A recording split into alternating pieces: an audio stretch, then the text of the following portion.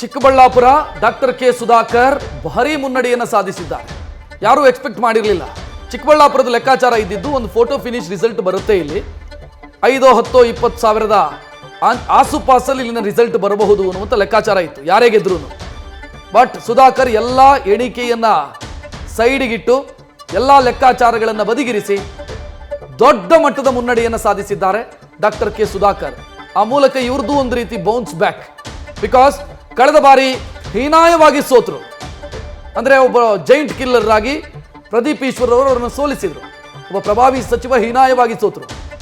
But ಈಗ ಅವರಿಗೆ ಲೋಕಸಭೆಯಲ್ಲಿ ಅವಕಾಶ ಕೊಟ್ಟಿದ್ದನ್ನು ಅವರು ಪ್ರೂವ್ ಮಾಡಿದ್ರು ಗೆಲ್ಲೋ ಹಂತಕ್ಕೆ ತಲುಪುವ ಮುಖಾಂತರ. ಕಲಬುರಗಿಯಲ್ಲಿ ಈಗಲೂ ಕೂಡ ಹಾವು ಏಣಿಯಾಟ. 13,000 ಮತಗಳ ಅಂತರದಲ್ಲಿ ರಾಧಾಕೃಷ್ಣ ದೊಡ್ಡಮನಿ ಮುನ್ನಡೆಯನ್ನ ಕಾಯ್ದುಕೊಂಡಿದ್ದಾರೆ. ಬಿಜೆಪಿ ಅಭ್ಯರ್ಥಿ ಉಮೇಶ್ ಜಾಧವ್ ಅವರ ವಿರುದ್ಧ ಕಲಬುರಗಿಯಲ್ಲಿ ಹಾವು ಏಣಿಯಾಟ ಈಗಲೂ ಕೂಡ ಕಂಟಿನ್ಯೂ ಆಗಿದೆ ಅನ್ನುವಂತಹ ಅಪ್ಡೇಟ್ ಲಭ್ಯವಾಗ್ತಾ ಇರೋದು.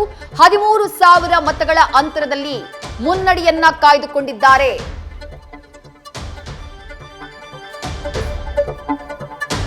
ಆಂಧ್ರ ಅಸೆಂಬ್ಲಿ ಟಿಡಿಪಿಗೆ ಭರ್ಜರಿ ಬಹುಮತವನ್ನು ಕೊಟ್ಟಿದೆ. ಇನ್ನು ಯಾವಾಗ ಪ್ರಮಾಣ ವಚನ ಅನ್ನೋದಕ್ಕೂ ಉತ್ತರ ಸಿಕ್ಕಿದೆ. ಚಂದ್ರಬಾಬು ನಾಯ್ಡು 5 ವರ್ಷದ ಬಳಿಕ ಮತ್ತೆ ಅಧಿಕಾರದ ಗದ್ದುಗೆಯನ್ನು ಹಿಡಿತಾ ಇದ್ದಾರೆ. ಜಿದ್ದಾಜಿದ್ದಿನ ರಾಜಕಾರಣದಲ್ಲಿ 18 ಕ್ಷೇತ್ರ ಮಾತ್ರ ವೈಎಸ್ಆರ್ ಕಾಂಗ್ರೆಸ್ನ ಪಾಲಾಗಿದೆ.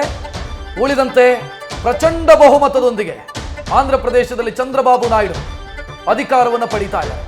9ನೇ ತಾರೀಕು ಅವರು ಪ್ರಮಾಣ ವಚನವನ್ನು ಸ್ವೀಕರಿಸುತ್ತಾರೆ ಅನ್ನುವಂಥ ಮಾಹಿತಿ. ಚಂದ್ರಬಾಬು ನಾಯ್ಡು ಹಿಂದೊಮ್ಮೆ ತೆಗೆದುಕೊಂಡಂತ ಅವರ ನಿರ್ಧಾರ, NDAಯಿಂದ ಹೊರಗೆ ಬರುವಂತ ನಿರ್ಧಾರ ಏನು ತೆಗೆದುಕೊಂಡ್ರು, ಎಲ್ಲಿವರೆಗೆ ಹೊಡೆತ ಬಿತ್ತು ಅಂತಂದ್ರೆ ಅವರು ಆಂಧ್ರವನ್ನ ಕಳ್ಕೊಂಡ್ರು. ಒಂದು ವೇಳೆ NDA ಜೊತೆಗಿದ್ದಿದ್ರೆ ಅಟ್ಲೀಸ್ಟ್ ಕೇಂದ್ರದಲ್ಲಿ ಒಂದು ಮಂತ್ರಿ ಆದ್ರೂ ಆಗೋರು, ಅದೂ ಆಗ್ಲಿಲ್ಲ. ಒಂದೇ ಒಂದು ತಪ್ಪು ನಿರ್ಧಾರ ಅವರನ್ನ ರಾಜಕೀಯವಾಗಿ ಬಹಳ ಕೆಮಟ್ಟಕ್ಕೆ ಕೊಂಡು ಹೋಗ್ಬಿಡ್ತು. ಎದ್ದೇಳೋದಕ್ಕಾಗದಂತ ಸ್ಥಿತಿಗೆ ತಲುಪಿಬಿಟ್ರು ಚಂದ್ರಬಾಬು ನಾಯ್ಡು.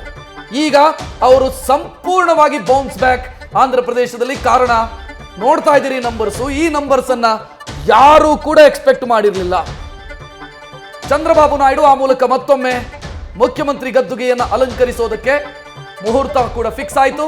ಜೂನ್ 9ನೇ ತಾರೀಕು ಚಂದ್ರಬಾಬು ನಾಯ್ಡು, ಅದರ ಜೊತೆಗೆ ಪವನ್ ಕಲ್ಯಾಣ್ ಮತ್ತು ಬಿಜೆಪಿಯ ನಾಯಕರ ಸಂಘಟಿತ ಪ್ರಯತ್ನ ಅವರನ್ನ ಅಧಿಕಾರದ ಹಾದಿಗೆ ಕೊಂಡೊಯ್ದಿದೆ.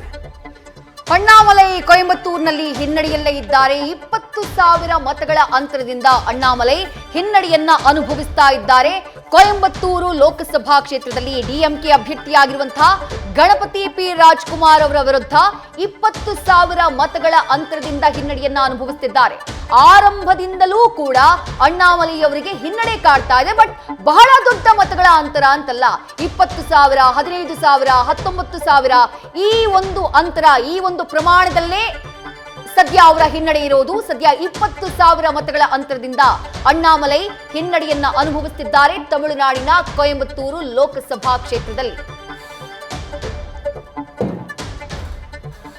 1.5 ಲಕ್ಷ ರೀಚ್ ಆದರೂ ಡಾಕ್ಟರ್ CN ಮಂಜುನಾಥ್ ಮುನ್ನಡೆಯಲ್ಲಿ 1.5 ಲಕ್ಷದ ಗಡಿ ದಾಟಿದ್ದಾರೆ. DK ಸುರೇಶ್ ಸದ್ಯ ಸೋಲಿನ ಕಡೆಗೆ ಮುಖ ಮಾಡಿರೋದು ಖಚಿತ ಆಗಿದೆ. DK ಸುರೇಶ್ ಅವರು ಹೀನಾಯವಾದಂತ ಸೋಲನ್ನ ಕಾಣ್ತಾ ಇದ್ದಾರೆ. ಒಂದು ಬೈ ಎಲೆಕ್ಷನ್, ಆ ನಂತರ 2 ಎಲೆಕ್ಷನ್ ನಲ್ಲಿ ಗೆದ್ದಂತವರು DK ಸುರೇಶ್. ಅನಿತಾ ಕುಮಾರಸ್ವಾಮಿ ಅವರನ್ನ ಸೋಲಿಸಿದ್ರು. ಸೊ ಈಗ ಮಂಜುನಾಥ್ ಅವರ ವಿರುದ್ಧ ಸೋಲುವಂತ ಪರಿಸ್ಥಿತಿ DK ಸುರೇಶ್ ಅವರು. ಈ 2 ಫ್ಯಾಮಿಲಿಗಳು ಮುಖಾಮುಖಿ ಆದಾಗಲೆಲ್ಲ 2 ಬಾರಿ ಅವರು 2 ಬಾರಿ ಇವರು ಈ ರೀತಿಯಾಗಿತ್ತು. ಅಂದ್ರೆ ಒಮ್ಮೆ ದೇವೇಗೌಡರ ಎದುರು DK ಶಿವಕುಮಾರ್ ಸೋತರು, ಆ ನಂತರ DK ಶಿವಕುಮಾರ್ ಎದುರು ಕುಮಾರಸ್ವಾಮಿ ಸೋತರು, ಬಳಿಕ ದೇವೇಗೌಡರ ಎದುರು DK ಶಿವಕುಮಾರ್ ಸೋತರು, ಅನಿತಾ ಕುಮಾರಸ್ವಾಮಿ DK ಸುರೇಶ್ ಎದುರು ಸೋತರು. ಸೊ ಈ ರೀತಿಯ ಇತಿಹಾಸ ಇದೆ ಆ 2 ಫ್ಯಾಮಿಲಿಯ ಮಧ್ಯೆ ನಡೀತಾ ಇರುವಂತ ಬ್ಯಾಟಲ್ಗೆ. ಈಗ CN ಮಂಜುನಾಥ್ ಸೇಡು ತೀರಿಸಿಕೊಂಡಿದ್ದಾರೆ ಅಂತ ಹೇಳ್ಬೋದು. ಬಳ್ಳಾರಿಯಲ್ಲಿ ಬಿ ಶ್ರೀರಾಮುಲು ಅವರಿಗೆ ಭಾರೀ ಮುಖಭಂಗ. 80,000ಕ್ಕೂ ಅಧಿಕ ಮತಗಳಿಂದ ಕಾಂಗ್ರೆಸ್ನ ಅಭ್ಯರ್ಥಿ ತುಕಾರಾಂ ಮುನ್ನಡೆಯನ್ನ ಕಾಯ್ದುಕೊಂಡಿದ್ದಾರೆ. ಅಲ್ಲಿಗೆ ಈ ತುಕಾರಾಂ ಅವರ ಗೆಲುವು ಬಹುತೇಕ ಖಚಿತ ಆಗ್ತಾ ಇದೆ.